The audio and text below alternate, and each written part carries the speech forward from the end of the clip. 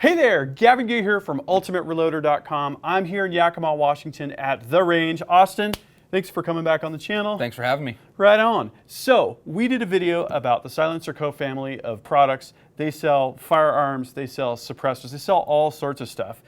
This time, we're going to show you guys the Hybrid. The Hybrid is kind of the jack of all trades of suppressors. You can put different caps on it, you can put different mounts on it, and it's a really robust can. It is. You can't hurt them. They work really well. They're super adaptable, more so than any other can out there, all the way from 223, 22-250, up to 4570 Government, 458 SOCOM, 338 Lapua, and pistol as well, which is pretty rare for a rifle can. Yep. And it comes, the way this came configured in the box was it's 46 cal. It comes with the piston housing, but not a piston, because you're going to want to pick the piston for a particular pistol threading that you have. And it also comes with the 5/8 by 24 direct thread mount. And so I was just shooting this with an AR-15 with 300 blackout, and I thought what we could do to show kind of how this thing is configured is we'll take that direct thread mount off, and then we could configure it for this FN45 and show how that piston housing goes on. So do you want to take the honors on that? Absolutely. So, like Gavin was saying, right from the factory, you got the direct thread mount. We've got the pistol housing here. This holds the piston for the pistol setup. So it comes with all the necessary tools to change everything over. All you need to do, we'll take the nubbins here, put them right in there, and that just unlocks. Thread that guy out. And they make a bunch of different of these direct thread mounts if you like the direct thread. This is the 5/8 like we said, but they do have 28, 9/16, all that stuff. You'll take your piston housing, got some anti-seize here. Never a bad idea to put a little bit of anti-seize here or on the threads of the barrel, just so it doesn't get carbon locked and get stuck on there. And what's cool about this is I have the Osprey 45 as well, and they use the same pistons. They do. Yeah, the Hybrid and the all of their pistol cans, the Octane, the Osprey, they all use the same piston setup. I'll tell you, for me, where that's practical is, let's say I'm having some friends over to go handgunning, right? And I have one piston for 9 and one for 45. It can configure two pistols and have them side by side, not even have to take the cans on and off, or we can do a bunch of handgunning or whatever. And then when it comes back to shooting 30 cal or shooting 22 cal or whatever on a rifle, I just swap that piston housing for the direct thread mount, and boom, I'm off and running. I love it. Yeah, it takes just a couple minutes, super easy to use, very user friendly.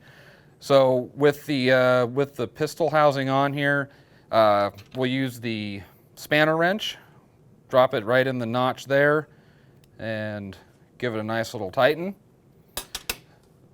The little inside cap, that will thread out, and that is what actually retains the piston in there. Longest threads in the world. That comes off, your spring comes out, just like that. Pop it right onto the piston.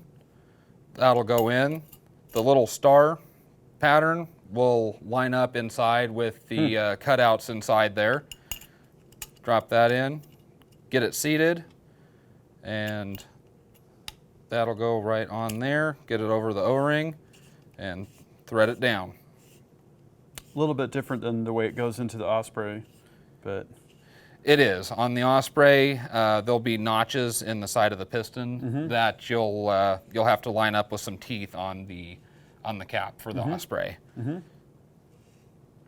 So, and these don't have to index, so they don't have the quick release lever because they're round.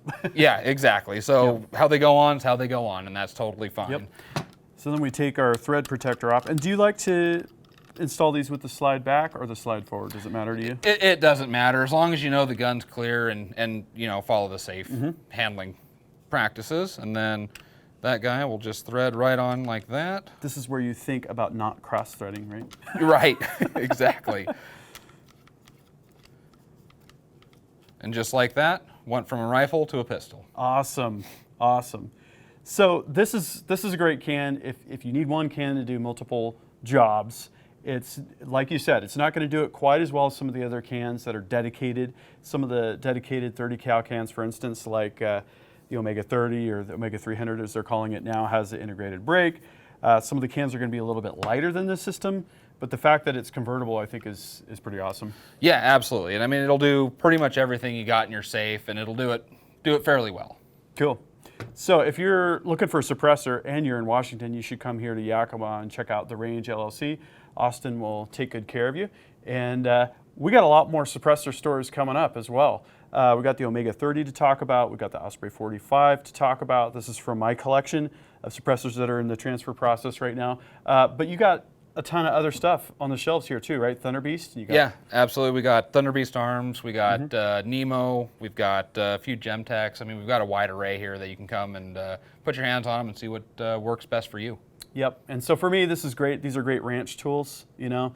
I'm doing a lot of shooting of varmints and all this stuff and jumping off the quad and just shooting them, right? And to not have to worry about hearing protection is going to be awesome.